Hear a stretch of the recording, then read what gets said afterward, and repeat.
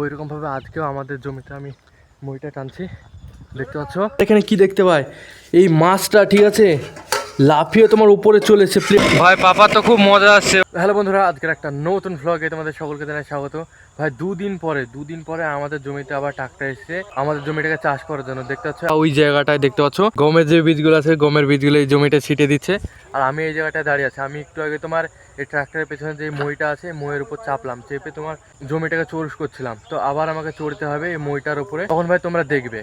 দেখতে পাচ্ছ ভাই পাপা এখানে বীজটা ছিটিয়ে দিচ্ছে, পুরো জমিটা এখন বীজটা ছেটানো হয়ে গেছে। এবার মইয়ের উপর চাপতে হবে। এখানে মই আছে দেখতে পাচ্ছ, এই মইটার উপর আমাকে চেপে পুরো জমিটা এখন আবার প্লেন করতে হবে। একবার করেছি দেখতে পাচ্ছ, উঁচু নিচু হয়েছিল কিন্তু উঁচু নিচুটা আর নেই। তো আর একবার দিতে হবে চাষ, আর তারপরে মই চাপতে হবে।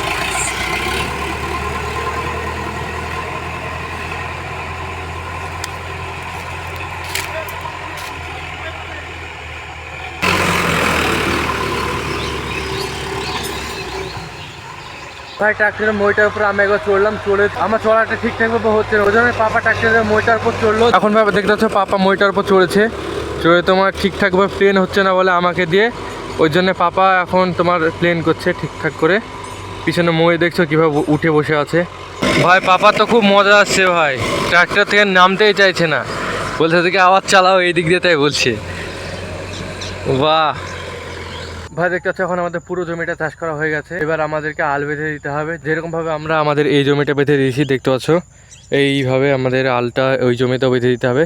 আর এই জমিটা আমাদের আর দুদিন বাদ দিয়ে তোমার জল দিতে হবে। এই জল দেওয়ার ভিডিও তোমরা অবশ্যই দেখবে। ভাই মাঠ থেকে আমি এক্ষুনি আসলাম, এসে তোমার এখানে কি দেখতে পাই, এই মাছটা ঠিক আছে লাফিয়ে তোমার উপরে চলেছে, প্লেটের ওপরে।